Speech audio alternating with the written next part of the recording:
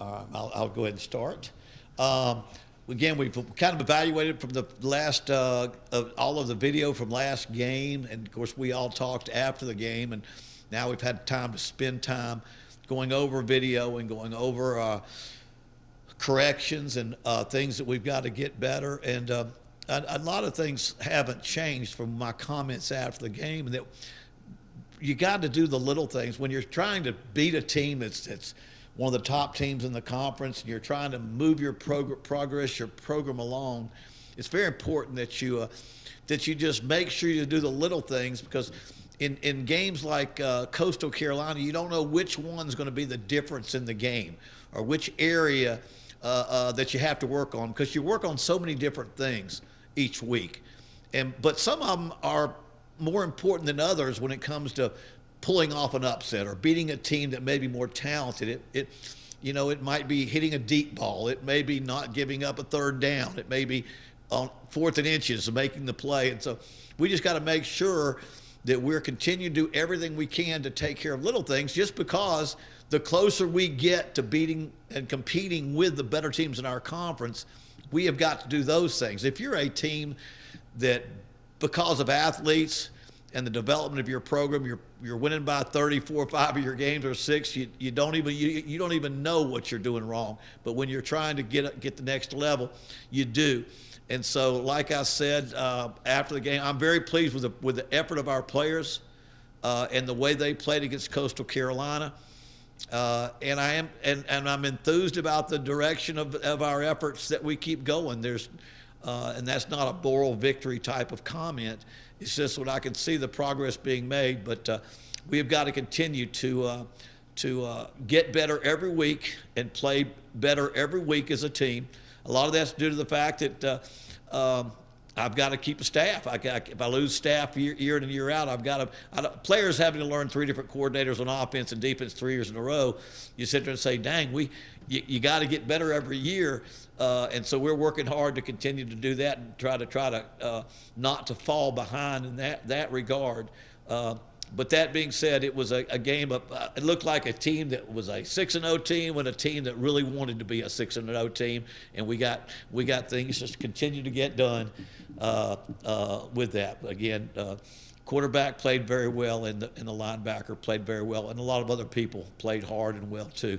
Now we go on to, like we have to each week, go on to South Alabama, and it's like out of the frying pan into the fire, because each week you're playing someone that has a very, very good program. And South Alabama is one that has just been, other than one loss that they've had by 1 point to a Power 5 team, they're undefeated.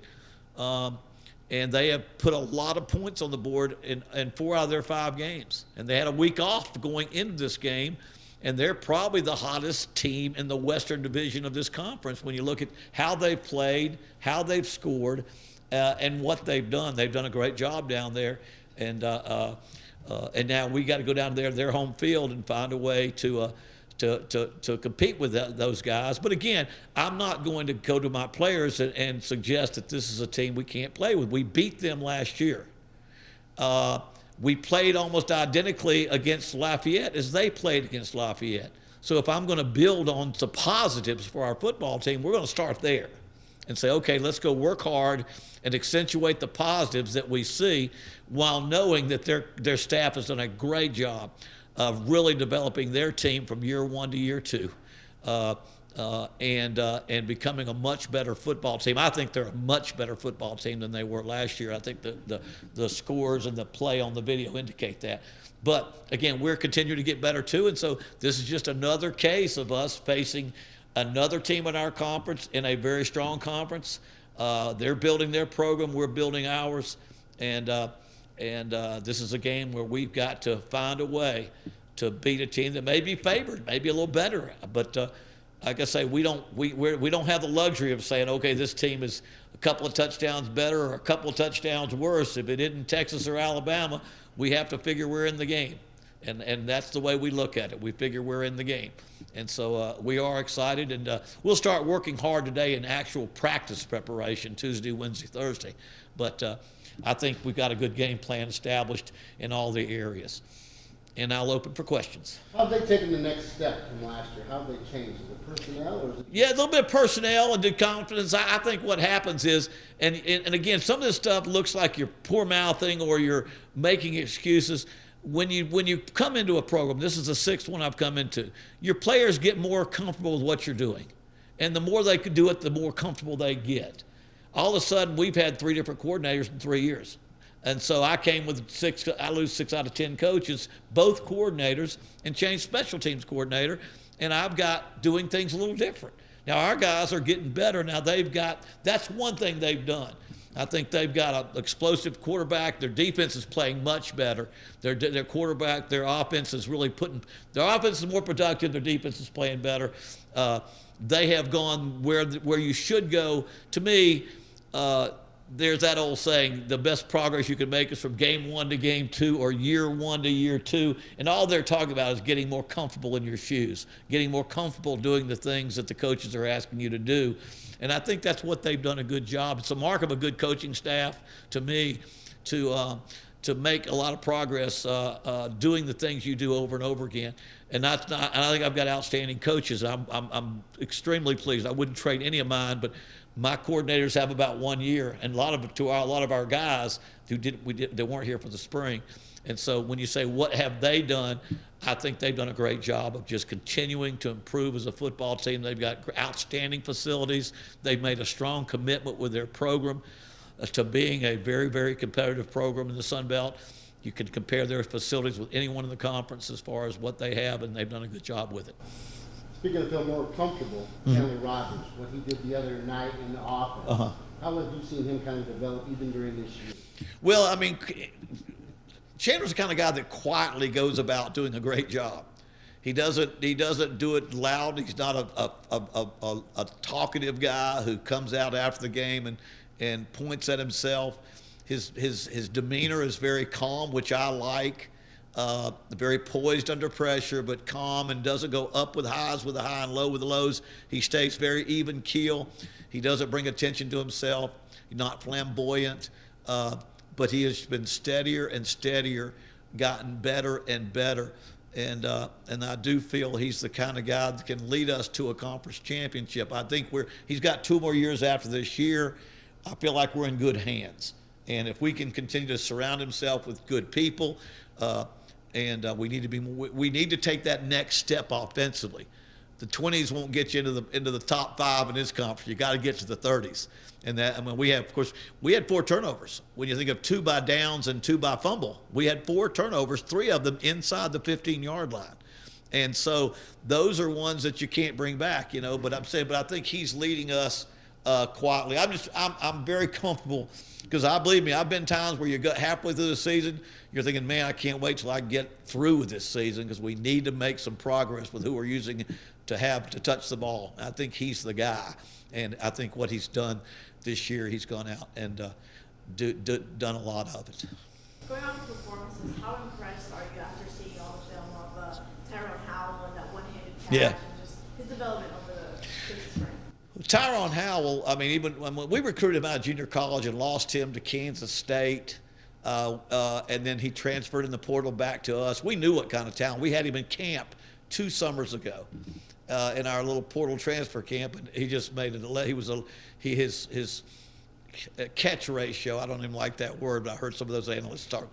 He can really reach up and grab it in a lot of places. He's got great leaping ability, great athletic skills, physically very strong, got good range, and we've been hoping he could step up and be a big play kind of guy for us. I think that's what he has the ability to do. We've always known it. We've got to make sure he continues to work on the little things, tucking the ball, fair catching the football when he's very confident he doesn't need to, little things like that. But as far as the talent, we've just got to find ways to get him the ball as much as we can because he is our most physical and athletic wide receiver from that physical standpoint. We've got some little ones that can run pretty good, but he adds all that together. So we've needed him, and now we've kind of, with Boogie still coming over his head injury a little bit, we'll have a chance to see him a little bit more at punt return, and try to make our our return game a little bit more explosive with him and Luke Alred at kick return and him at punt return. And I will say this, of all the areas of our football team, I was most pleased. We've had to make a real solid commitment to shoring up our kicking game. We played two really good teams that we just couldn't match up with, and it got us in a downward spiral as far as the things, coverage and protection and all those things that we got exposed against Alabama and Texas, and then a kickoff return for a touchdown and a nearly a punt return in an earlier game. And so I was so proud of our kicking game Saturday and the way we performed in our kicking game on Saturday. But Ty Howell was a part of that kicking game, but also good to see him getting out there, and he can be as good as anybody in the conference as far as a wide receiver is concerned. You mentioned Boogie, 6 games into this now, health-wise. Well, he got banged up, and he got banged up back at Texas. You wonder, well, how's it when you tell you Texas and Alabama? What does that do to you? Well, you get guys banged up, and he had a head injury, and being the tough guy that he is, there's no way to know it unless they come to you. And he kind of held on, and he was feeling a little dizzy, and so and finally, it kind of makes sense when I look back and seeing some of the things that happened to him during that time. But he missed last week. He missed practice. We'll try to progress him along this week, but we will not do anything with a head injury earlier than the doctors and the trainers recommend. Once a person has a concussion protocol, we call it, because I don't know, because they understand concussion there's a lot of points of concussion. And the important thing is that we have a concussion protocol that they have to follow each step. And not until it's all over do you say, well, he was only a 3, or he was a 5, or he was an 8. That's the amount of time it takes to overcome as they do their testing. And so he's coming along. We'll find out Tuesday, Wednesday this week. I think a little bit more of, will he be ready to go this week? The rest of the team, overall, health-wise. We've got a couple other guys that are going through a concussion protocol. We missed Tariq Lockett, missed last week. Our starting offensive guard missed with the concussion protocol. He should be getting back in this week. That's been important to us. Defensively, we've had a couple of people. I don't think I've talked about them, but I'd say we have a couple of people with lingering things like that. But overall, it's not too. Caleb missed a game, and so I think most everybody is okay. Besides the ones that we have to make sure they get back. Boogie gets back. Tariq Lockett gets back. We played without them the last game, and then defensively, I think Sedarius didn't play much last year with the same type of thing. And again, our players are. When you have a serious injury on television like the NFL quarterback. And I don't want to say his name because I'll say it wrong. Everybody's aware, and every mama and daddy's aware, and we have to understand that's what these athletes go through when we see something like that, and they all go through a more serious injury, and then you have to work them through that. A lot of this is working them through that because every team in America, I promise you right now. Their players, their moms are saying, hey, are you feeling, everybody doing good, because one of those things kind of wakes everybody up and says, okay, let's keep the main thing, health, safety, and welfare of our student athletes. Coach, I want to go back to Chandler just real Okay. quick. His accuracy, completed his first 19 passes the Right. other night. He's in the top 20 in the country. Is it because he's so decisive with the football, or is he just so comfortable in the offense and utilizing the weapons he has? Well, I mean, he's got, there's two things that describe a great quarterback, and that's accuracy and decision making. His accuracy has always been very good, and the more he plays, the better he gets at decision making. And so it's a little bit of both. He's got, poise under pressure, leadership. Those are the words that we use for the Montanas and the Bradys and the Peyton Mannings. And you go back to our age, Unitas, and so many great quarterbacks over the old days they don't identify with. But he has a outstanding accuracy. Always has. He can throw. He can spin the ball very well in the direction that he wants to throw it. Decision making gets better over time. And I continue to like the improvement in his decision making. And then you mentioned Ty Howell, and you look at our video, we had 3 or 4 incredibly good catches, players that made catches that the average guy doesn't make. And any one of those could have been a drop or an incompletion. And yet players made big plays. We had several make those. And so all those factors come in, guys making great catches, quarterback making good decision, and being very accurate. Last one, Coach. Kennard Snyder's a guy that you guys were excited about in the spring. He's made some plays. Now he's seeing more playing time. Yeah, you know, Kennard Snyder came in as a linebacker, 250. You already know when they come in out of high school 250, they're not going to stand up very long on defense. They're just you can all you got to do is say, well, how many 250-pound linebackers we see running around that are freshmen, 19, 18? So we knew he eventually would get down. Now you got to find what he can do, because he becomes an undersized lineman in a 3-4 defense. He becomes an undersized defensive end. But if you look at this conference and this level, I'm convinced that the more guys on the defensive line that can run, you'll give up a little bit on size for plays. And he does that. He doesn't take on a double team maybe as well as we would like right now, but he can run when the ball runs away from him, and he can get off a block and run to the sideline. And we're just excited about that, because we do have 6 linemen in there, 5 others that are the inside 3 positions. But he's done a great job of stepping in there at that end position with Anthony Campbell and Seth Mason, and then be able to move Seth inside to that 3 technique allows us to have a little more experience there when we have somebody gets banged up. And so the edge, that's one thing that we have continually looked for, even in recruiting.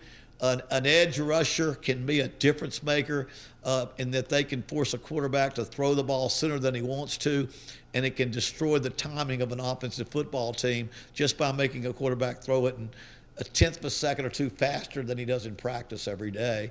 And he has the ability to do that and chase the ball down. He chases it down very well. The number of plays he can make that most defensive linemen can't make, because he does run like a linebacker still than a defensive lineman.